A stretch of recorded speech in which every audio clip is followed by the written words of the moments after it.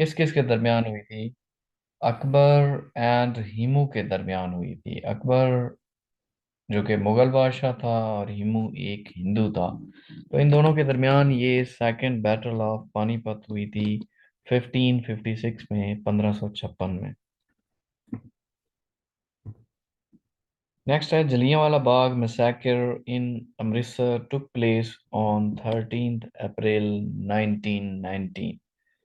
13 अप्रैल 1919 में जलियांवाला बाग का मैसेकर हुआ था, अमृतसर में है जो कि, अब ये क्या था? ये मुसलमान और कुछ उसमें थोड़े बहुत हिंदू भी थे और बाकी कुछ सिख भी थे।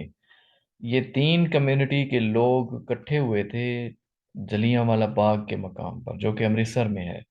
अपनी पुरअमन तौर पे एहतजाज करने के लिए ये लोग इकट्ठे हुए थे। और फिर यहाँ पे जनरल डायर आया था। जनरल डायर, उसने अपनी आर्मी को ऑर्डर दे दिया कि ये जितने भी लोग आए हुए हैं उन पे गोलियां चलाना शुरू कर दें। तो उन्होंने फायरिंग करना शुरू कर दी। जितने भी लोग वहां पे मौजूद थे सबके सब मारे गए थे। मुसलमानों को शहीद कर दिया गया था। तकरीबन कहा जाता है कि 1300 प्लस लोगों को उन्होंने कत्ल किया था। अब जो ऑफिशियली उन्होंने रिपोर्ट प्रोवाइड की वो तो बहुत कम थी। उन्होंने कहा 313 लोग मारे गए हैं, लेकिन जो एक्चुअल थे वो बहुत ज्यादा थे, तकरीबन 1100 से 1600 के दरमियान थे। और ये जो मैसेकर था 13 अप्रैल 1919 में हुआ था, 1919 में। Arabian sea lies in which direction of Pakistan? Arabian sea Pakistan की किस डायरेक्शन में है? साउथ डायरेक्शन में है। देखें, यहाँ पे पाकिस्तान है, ये ईस्ट है, ये नॉर्थ है, ये वेस्ट है, ये साउथ है। तो साउथ साइड पे ही अरेबियन सी है। अब मैं आपको डायरेक्शन बताता हूँ। देखें, पाकिस्तान के ईस्ट साइड पे इंडिया है, वेस्ट साइड पे अफगानिस्तान है, नॉर्थ साइड पे चाइना है, साउथ वेस्ट साइड पे ईरान है, और साउथ साइड पे अरेबियन सी है। तो उसने साउथ साइड पे पूछा है, अरेबियन सी पाकिस्तान की किस साइड पे आता है? साउथ साइड पे आता है।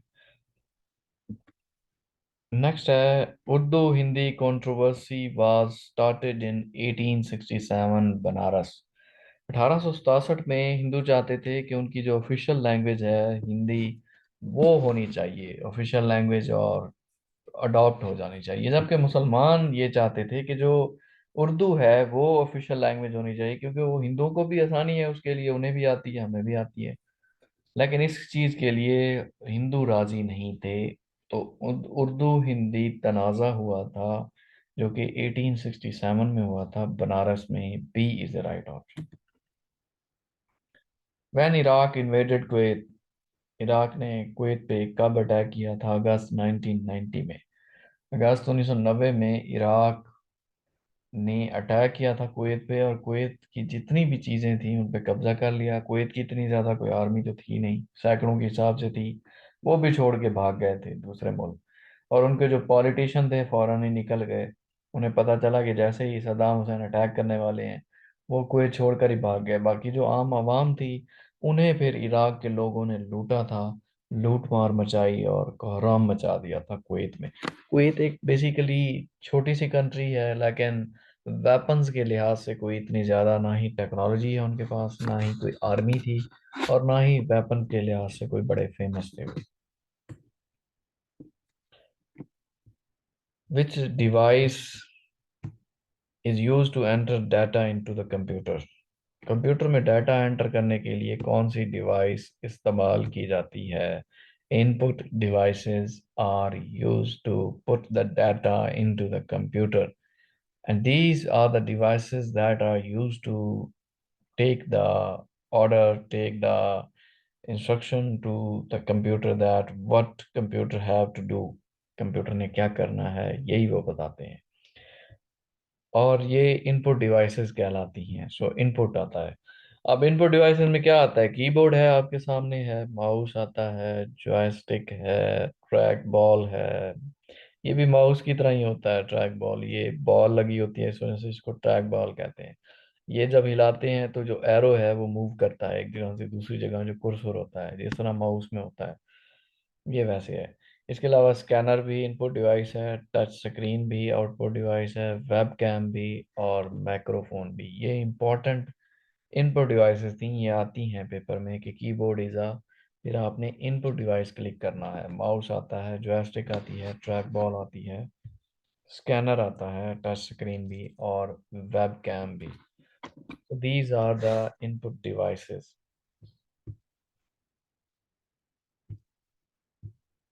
नेक्स्ट है which one is the output device. अब देखें आ गई है आउटपुट डिवाइस कौन सी है, तो इसी तरह इनपुट डिवाइस भी पूछते हैं। आउटपुट डिवाइसेस कौन कौन सी हैं? मॉनिटर है आपके सामने, है प्रिंटर है, स्पीकर है। देखें आउटपुट डिवाइसेस वो डिवाइसेस जिन पे हम कोई काम करते हैं, कोई फंक्शन देते हैं उन्हें, और फिर वो हमें उस चीज़ का रिजल्ट देते हैं, वो आउटपुट होता है। फॉर एग्जांपल हमने, हमारे वालिदैन ने हमें पैसा लगाया, इनपुट लगाते हैं 16 ईयर्स तक हमें एजुकेशन दी। उसके बाद जब हमारी जॉब लग जाती है तो वो उसका आउटपुट होता है।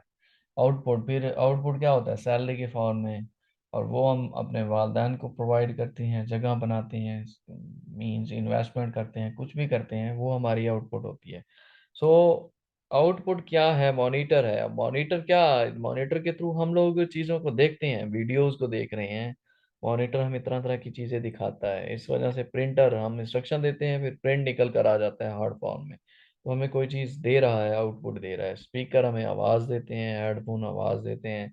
प्रोजेक्टर होता है जिसके थ्रू, मॉनिटर की तरह ही है, वहाँ पे ये दीवार के ऊपर पूरा स्केच आ जाते हैं, हम देख सकते हैं। इस तरह टच स्क्रीन है, प्लॉटर है और जीबीएस है।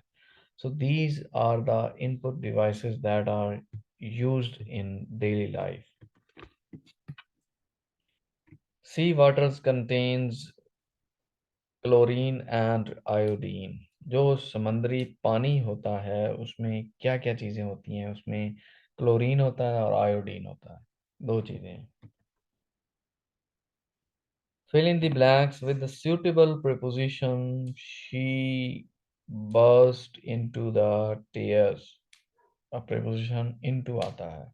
वो इतनी जोरों कतार से रोने लग गई कि उसके आंसू आ रहे थे। She burst into the tears. B is the right option. Next है Indian National Congress was formed on 28th December 1885 by the Britishers। British civil servant A.O. Hume ने इंडियन नेशनल कांग्रेस को फाउंड किया था, आप पढ़ चुके हैं। अब इसकी टोटल डिटेल बता रहा हूँ। 28 दिसंबर 1885 को ये फाउंड हुई इंडियन नेशनल कांग्रेस। फाउंड हुई थी गोकुल दास तेजपाल संस्कृत कॉलेज में, जो कि बम्बई में है। अब ऑप्शन में बम्बई भी आ सकता है, ये कॉलेज भी आता है, ये याद रखना है आपने। इसका हेडक्वार्टर कहाँ पे है? दिल्ली। और इंडियन नेशनल कांग्रेस का पहला प्रेसिडेंट कौन था? Umesh Chandra Banerjee was the first president of Indian National Congress. और पहला मुस्लिम प्रेसिडेंट कौन था? Badruddin Tyabji is the first president of Indian National Congress. So वो पहला था, और ये पहला मुस्लिम है, ये याद रखना है इंडियन। सो हमारा क्वेश्चन क्लियर हो चुका है, बी ऑप्शन था A O Hume. USA came Pakistan after which major event. USA ने बार बार पाकिस्तान को धमकियां देना शुरू की, या पाकिस्तान में बहुत ज़्यादा इन्वॉल्वमेंट हुई उसकी, पाकिस्तान पे इल्ज़ाम लगाना शुरू किए, या पाकिस्तान में एंटर हुआ। कब? जब 9/11 का अटैक हुआ था। 9/11 अटैक के बाद। सो ए इज द राइट ऑप्शन, 9/11। अब ये 9/11 क्या चीज़ है और ये कब हुआ था? 9/11 बेसिकली 11 सितंबर 2001 में हुआ था। ये क्या था बेसिकली, पहले सुन लें। अलकायदा के कुछ टेररिस्ट थे जिसे उसामा बिन लादेन ने भेजा था, और उन्होंने इनके एयरपोर्ट से उन जहाज़ों को चोरी किया, उठाया, और वो जहाज जाके डायरेक्टली वर्ल्ड ट्रेड सेंटर पे उन्होंने मार दिए, और वर्ल्ड ट्रेड सेंटर इनका पूरा का पूरा तबाह हो गया, हजारों लोग इनके मारे गए, बहुत ज़्यादा इनका नुकसान हुआ था। तो ये 9/11 का अटैक था, जो कि ये सितंबर 11, ये 11 अटैक हुए थे, इस वजह से इसको 9/11 अटैक कहते हैं। बेसिकली नॉन एज 9/11, 11 सितंबर को हुआ था और 9 अटैक किए थे। सो ये इसको टेररिस्ट अटैक था, जिसको इस्लामिक एक्सट्रीमिस्ट अलकायदा ने कबूल किया था, जो कि यूएसए में हुए थे, 11 सितंबर 2001 में हुए थे। और असामा बिन लादेन क्योंकि उनका हेड था अलकायदा का, और ये कहाँ पे हुए थे, वर्ल्ड ट्रेड सेंटर में, न्यूयॉर्क में, यूएसए में। सो इसकी डिटेल हमारी क्लियर हो चुकी है। Who was the founder of Gupta umpire? Gupta umpire का फाउंडर कौन था? Chandragupta. Chandragupta was a founder of Gupta umpire. Gupta umpire इसने फाउंड की थी, चंद्रगुप्ता ने। और गुप्ता अंपायर, ये आपके सामने नीचे डिटेल लिखी हुई है, was founded by Chandragupta and from 322 335, 320 से लेकर 335 तक ये गुप्ता अंपायर रही है इंडिया में। और ये चंद्रगुप्ता खुद बेसिकली गुप्ता अंपायर के में आया था, 319 में आया, और 320 में ये चला गया था, और फिर गुप्ता अंपायर यहाँ से स्टार्ट हो जाती है। तो ये पहला फाउंडर था चंद्रगुप्ता, जिसने गुप्ता अंपायर को फाउंड किया था, यहाँ से गुप्ता अंपायर स्टार्ट हुई थी। CPEC is also known as game changer of for Pakistan. CPEC, China Pakistan economic corridor. अब गवादर पे चाइना ने सोचा कि यहाँ पे हमें स्टैब्लिश करना चाहिए सी पैक। सी पैक बहुत बड़ा मुआहदा, इसके तहत $1 बिलियन लगा रहा है चाइना, और इसी रास्ते के थ्रू वो मिडल ईस्ट में पहुंचेगा, साउथ एशिया में पहुंचेगा, और यूरोप में भी जा सकता है यहाँ से। तो उसके लिए क्योंकि ट्रेड करना बहुत आसान हो जाएगा, उसके लिए ट्रैवलिंग करना भी बहुत आसान होगा, यहाँ पे उसका असर रसूख भी ज़्यादा होगा, पॉलिटिकली भी इन्वॉल्वमेंट होगी। इसमें फिर पाकिस्तान का भी फायदा है, इस वजह से गेम चेंजर है, क्योंकि पाकिस्तान में इतनी बड़ी अपॉर्चुनिटी है। जब ये कंप्लीट हो सकता है तो यहाँ पे बहुत ज़्यादा, एक तो एम्प्लॉयमेंट के रिसोर्सेज होंगे, दूसरा इकोनॉमी बहुत ज़्यादा स्ट्रांग होगी, डिफरेंट कंट्रीज़ की इन्वॉल्वमेंट होगी, और चाइना इतना ज़्यादा अमाउंट पे कर रहा है, मनी लगा रहा है, तो इसका पाकिस्तान को बहुत ज़्यादा फायदा है। Who was the founder of Bahawalpur state? Bahawalpur रियासत का फाउंडर कौन था? नवाब बंगाल था। Nawab Bengal was the founder of Bahawalpur state. अब ये नीचे डिटेल लिखी हुई है। भावलपुर स्टेट फाउंडेड हुई थी, बेसिकली एक आज़ाद रियासत थी, 1802 में इसे फाउंड किया गया था। नवाब था भावल खान सेकंड के नाम से, और इसने दुरानी अंपायर से जब ब्रेकअप हुआ था, उसके बाद ये अलहदा से रियासत बनी थी भावलपुर स्टेट 1802 में, और जो कि नवाब बंगाल इसका पहला हेड था, फाउंडर था। और भावलपुर स्टेट जब पाकिस्तान आज़ाद हुआ तब भी ये उस वक्त भी रियासत थी।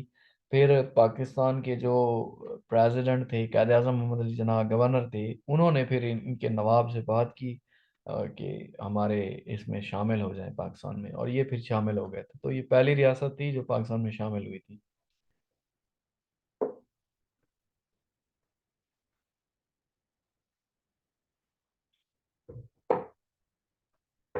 नेफ्टा स्टैंड्स फॉर, नेफ्टा कहते हैं North American free trade agreement. NAFTA, North American free trade agreement. Basically ये नॉर्थ अमेरिकन कंट्रीज की एक फ्री ट्रेड एग्रीमेंट था, कि जो नॉर्थ अमेरिका कॉन्टिनेंट आपको पढ़ाया है, उसमें जितनी भी कंट्रीज हैं, उनके दरमियान ये एग्रीमेंट हुआ था 1994 में, जिसे जिसमें सबसे ज्यादा काविशें यूएसए की थी। यूएसए ये चाहता था ये एग्रीमेंट हो। जॉर्ज डब्ल्यू बुश थे उस वक्त इनके प्रेसिडेंट, उन्होंने ये साइन किए थे, और नेफ्टा जो है ये बन गया था north American free trade agreement. Means north American जितनी भी कंट्रीज हैं आपस में बिजनेस करेंगी, तो उन पे कोई भी टैरिफ या कोई भी इंपोर्ट एक्सपोर्ट का जो टैक्स होता है वो नहीं लगाया जाएगा। तो इस तरह ट्रेड को फरोग दिया जाएगा। तो ये नेफ्टा 1994 में ये एग्रीमेंट हुआ था।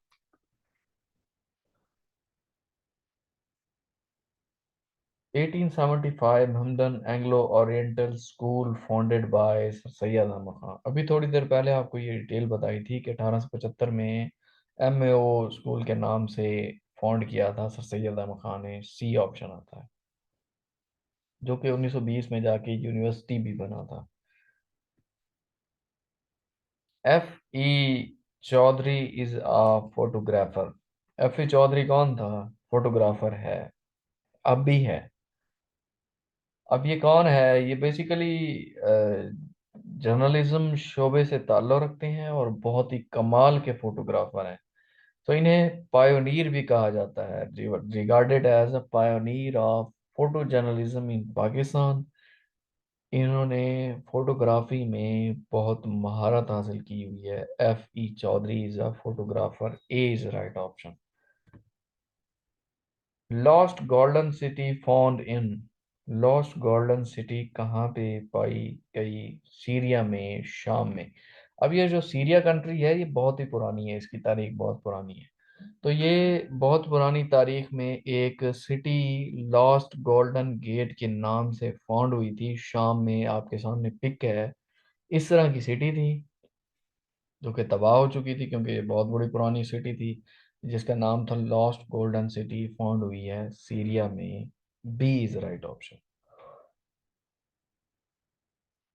अब इनके कैपिटल सुन लें। इजिप्ट का कैपिटल कैरो है, सीरिया का कैपिटल दमस्कस है, और सोमालिया का कैपिटल मोगादिशु है।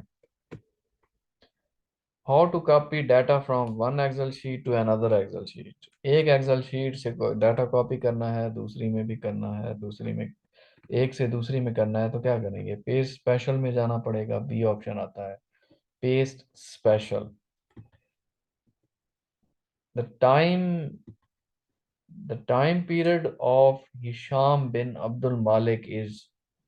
हिशाम बिन अब्दुल मालिक का टाइम पीरियड कितना था? 19 साल इन्होंने रूल किया था। हिशाम बिन अब्दुल मालिक बेसिकली 10th उमियाद कैलिफ थे, जिन्होंने 724 से लेकर 743 तक इन्होंने रूल किया था। उमियाद डायनेस्टी में उमवी कैलिफ थे, 10वें खलीफा थे।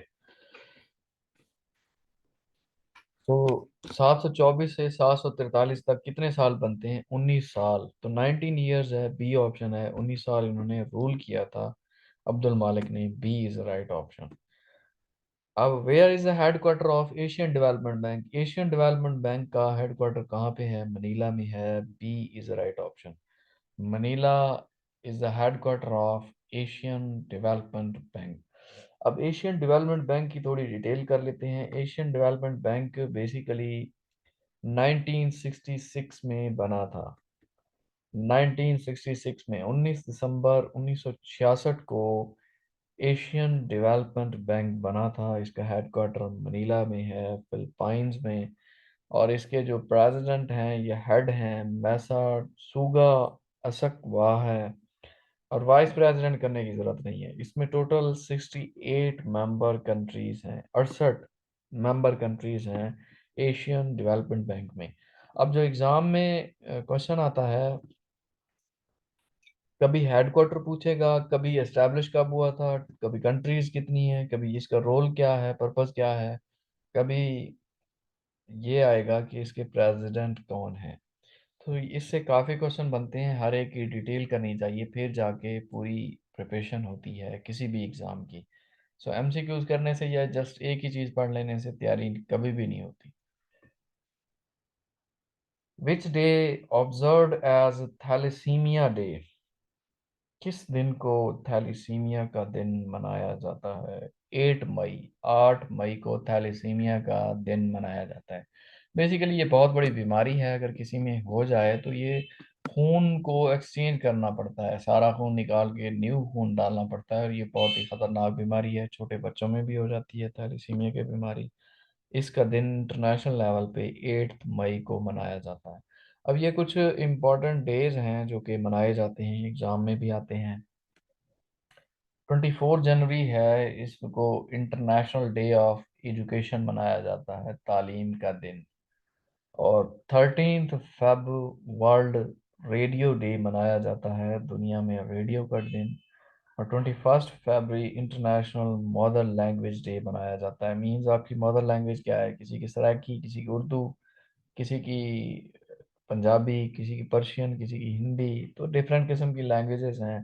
21 फेब को इंटरनेशनल मदर लैंग्वेज डे मनाया जाता है। अब 8 मार्च आता है। 8 मार्च क्या है? 8 मार्च को इंटरनेशनल वुमेन्स डे मनाया जाता है। इंटरनेशनल लेवल पे वुमेन्स डे 8 मार्च को मनाया जाता है। अब 21 मार्च वर्ल्ड पोएट्री डे मनाया जाता है। 21 मार्च को शायरी का दिन सेलिब्रेट किया जाता है। इसके अलावा 21 मार्च को एक और दिन भी है, international Day of elimination of racial discrimination. ये जो नस्ल परस्ती है बेसिकली, इसको ख़त्म करने का दिन भी मनाया जाता है 21 मार्च। अब नस्ल परस्ती ये है, ब्लैक नेशन जो काले हबशी थे, यूएसए में आबाद थे, यूरोप में भी थे, बाकी जगहों में भी थे। अब उनको उनके बेसिकली हकूक नहीं दिए जाते थे। तो उन्होंने बहुत ज़्यादा स्ट्रगल की, सालों साल की स्ट्रगल है उनकी। उसके करने के बाद अब कुछ हद तक उन्हें उनके राइट प्रोवाइड किए जाते हैं।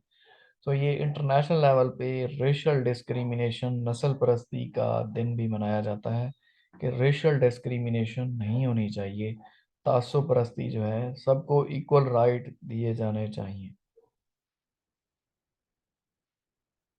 और इसके अलावा नेक्स्ट है 22 मार्च। 22 मार्च को वर्ल्ड डे फॉर वाटर मनाया जाता है। एग्जाम में, पेपर में हम पढ़ चुके हैं, 22 मार्च को पानी का दिन मनाया जाता है। अब पानी जो है बहुत इंपॉर्टेंट चीज़ है, तो ये प्रोवाइड करना और इसकी अवेलेबिलिटी हर कंट्री तक, हर लोगों तक होना, ये 22 मार्च को इसका दिन होता है। 16 मई इंटरनेशनल डे ऑफ लाइट होता है। 21 मई World Day for Culture Diversity for Dialogue and Development है।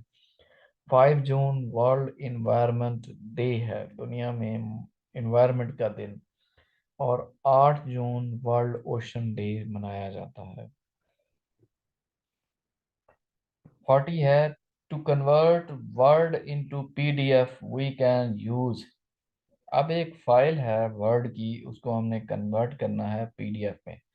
तो सबसे पहले क्या करेंगे, फाइल का ऑप्शन आता है लेफ्ट साइड पे, उसको पहले ओपन करेंगे। जो भी वर्ड में है उसको ओपन करके, या पावर पॉइंट में है उसको ओपन करेंगे। लेफ्ट साइड पे ऑप्शन पहला आता है फाइल का।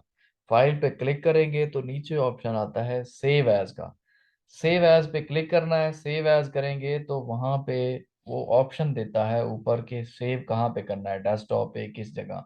और नीचे ऑप्शन होता है पीडीएफ लिखा होता है, या बाकी भी ऑप्शन होते हैं कि किस किस में आपने कन्वर्ट करना है। तो वहां से पीडीएफ सिलेक्ट करेंगे, ओके का बटन दबाएंगे, तो वो पीडीएफ में कन्वर्ट हो जाता है डॉक्यूमेंट, जो वर्ड में हो, जो पावर पॉइंट में हो, जो एक्सेल में हो, वो कन्वर्ट हो जाता है पीडीएफ फाइल में, पोर्टेबल डॉक्यूमेंट फॉर्मेट में।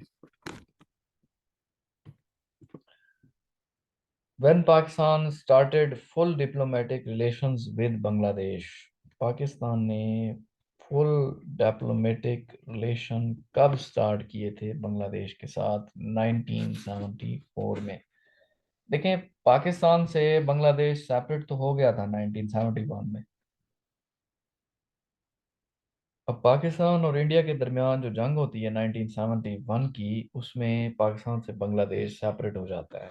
उसके बाद तो पाकिस्तान बांग्लादेश को कभी रिकग्नाइज नहीं करता। शुरू में तो जहां जहां पे बांग्लादेश होता है वहां पे पाकिस्तान नहीं जाता, ना ही उससे बात करता है, ना ही कोई रिलेशनशिप होते हैं। तो आखिरकार 1974 में एक एग्रीमेंट होता है, ट्रीपार्टाइट एग्रीमेंट, आपको पढ़ाया है मैंने।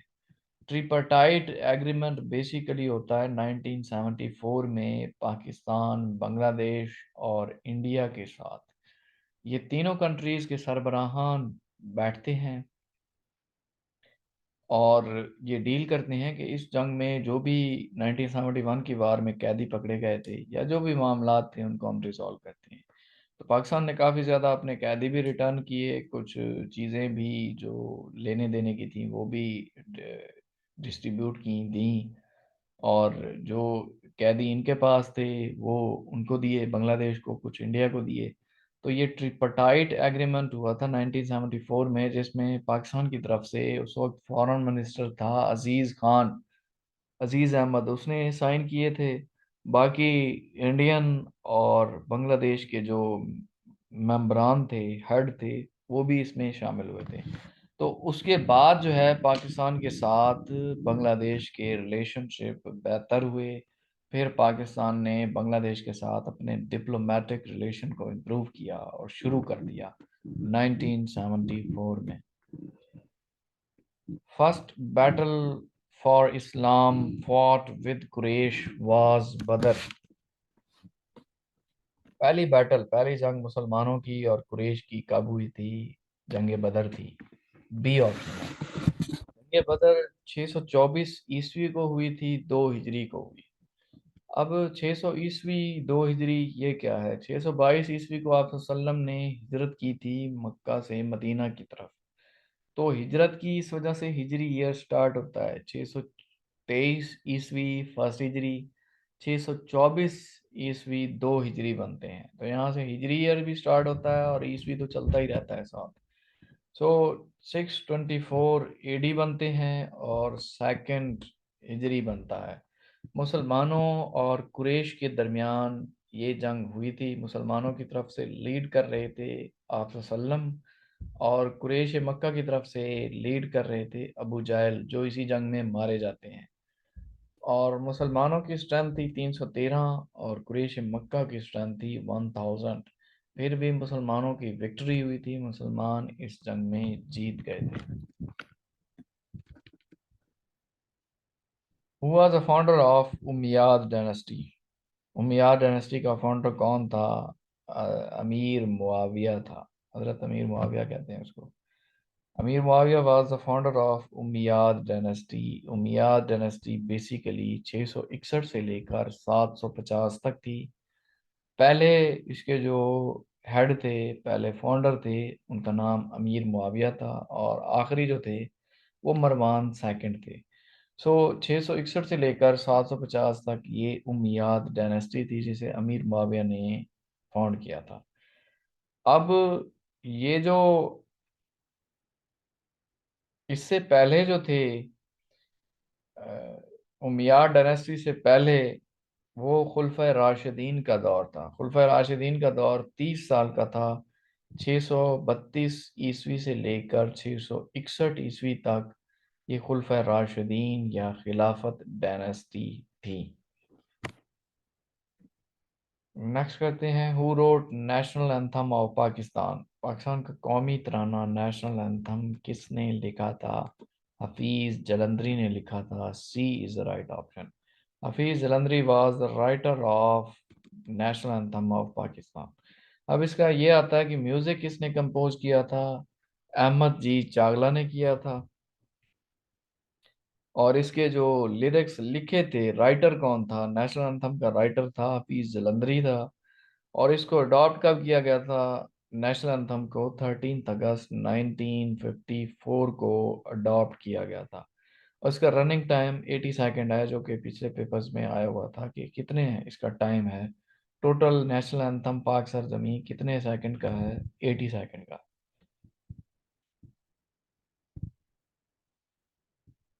Who was the first Governor General of Pakistan? Pakistan का पहला गवर्नर जनरल कौन था?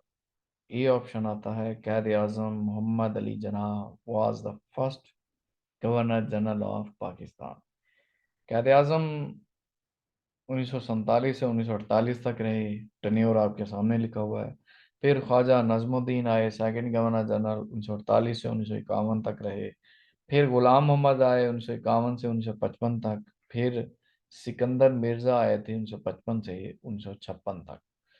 तो ये 4 गवर्नर जनरल थे। उसके बाद सिकंदर मिर्जा चूंकि लास्ट गवर्नर जनरल थे, फिर गवर्नर जनरल का टाइटल खत्म कर दिया गया, प्रेसिडेंट का किया गया। तो पहले प्रेसिडेंट भी यही थे, सिकंदर मिर्जा। अब क्वेश्चन ये आता है कि इन गवर्नर जनरल्स में से सबसे ज्यादा टेन्योर किसका था? ज्यादा टेन्योर गुलाम मोहम्मद का था। देख लें आप, इक्वन 51 से 55 सबसे ज्यादा टेन्योर बनता है। और सबसे कम जो टेन्योर था वो सिकंदर मिर्जा का था, डी ऑप्शन जो है, डी पे लिखा हुआ है चौथे नंबर पे। ये इनका टेन्योर, सिकंदर मिर्जा का टेन्योर सबसे कम था। नेक्स्ट है 46। Abbasids made which city as their first capital. अब्बासियों ने किस सिटी को अपना मेन कैपिटल बनाया था? मेन कैपिटल अब्बासियों ने, वैसे ये दमस्कस नहीं है, बगदाद है, थोड़ी देर बाद इसको सेट करके भेजूंगा। अब्बासियों ने जो कैपिटल बनाया था अपना पहला, वो बगदाद को बनाया था। C is right option. Baghdad was the capital, first capital of Abbasid. अब नीचे इसकी डिटेल लिखी हुई है कि हजरत अली रजी अल्लाह तआला अन्हु जब आए थे, इन्होंने मदीना से कूफा बनाया था कैपिटल, मदीना को शिफ्ट किया था, फिर कैपिटल चेंज कर दिया था, कूफा बना दिया। और फिर जब उमैयाद डायनेस्टी आई तो उन्होंने कूफा को चेंज कर दिया दमस्कस, दमस्कस बना दिया दमिश्क। और फिर जब अब्बासी आए तो इन्होंने चेंज किया था, दमस्कस को चेंज करके फिर बगदाद रखा था इन्होंने। सो सी ऑप्शन बनता है Baghdad. Abbasi made which city as their first capital? Baghdad. C is right option. Urdu Hindi controversy was started in 1867। 1867 में उर्दू हिंदी तनाज़ा हुआ था, बनारस में हुआ था। हिंदू चाहते थे हिंदी होनी चाहिए ऑफिशियल लैंग्वेज, मुसलमान चाहते थे कि उर्दू होनी चाहिए। Who said this world is full of sorrow? किसने ये कहा था कि ये जो दुनिया है गम से भरी हुई है, फुल ऑफ सॉरो है? सिद्धार्था। सिद्धार्था जो कि एक हिंदू था और इंडियन सब कॉन्टिनेंट में रहता था, उसने कहा था कि ये जो दुनिया है ये फुल ऑफ सॉरो है। सिद्धार्था ने कहा था। अच्छा, ये क्लास ड्रॉप होने वाली है, जस्ट 2 to 3 मिनट्स बाद ऑफ हो जाएगी, तो इसके बाद आपको पीडीएफ जो है वो सेंड कर दूंगा। 2 मिनट रहते हैं, उसके बाद ड्रॉप हो जाएगी। तो आज के लिए इतना काफ़ी है, क्योंकि ये काफ़ी लेंथी पेपर था, बहुत इसकी ज़्यादा डिटेल थी। 49 है, fill in the blanks with a suitable preposition. The workers called off the strike. Called off खत्म कर देना, मंसूख कर देना, रिजेक्ट कर देना। The workers called off, workers ने खत्म कर दी। The strike, strike called off होता है खत्म कर देना, मंसूख कर देना। So A is the right option. Next है, orange revolution is related to which country? Orange revolution किस कंट्री से रिलेटेड है? यूक्रेन से है। B is right option, Ukraine. अब ऑरेंज रेवोल्यूशन बेसिकली 2004 में निकली थी, क्योंकि इसके जो प्रेसिडेंट थे वो ज़बरदस्ती तरीके से आ गए थे करप्शन करके, इसके यूक्रेन के हेड बन गए थे। जबकि जो अवाम थी, इनको ये चीज़ अच्छी नहीं लगी थी, नाखुशगवार थी। तो फिर इनके जो अवाम थी वो बाहर निकल आई, सिविल रेवोल्यूशन शुरू हो गई, जगह जगह पे मुजाहरे हो गए, एहतजाज शुरू हो गई। सो इसका नाम दिया गया ऑरेंज रेवोल्यूशन, जो कि यूक्रेन से रिलेटेड थी। बी ऑप्शन बनता है।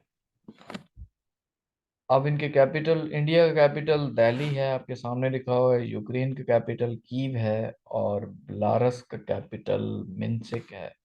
Minsk is the capital of Belarus.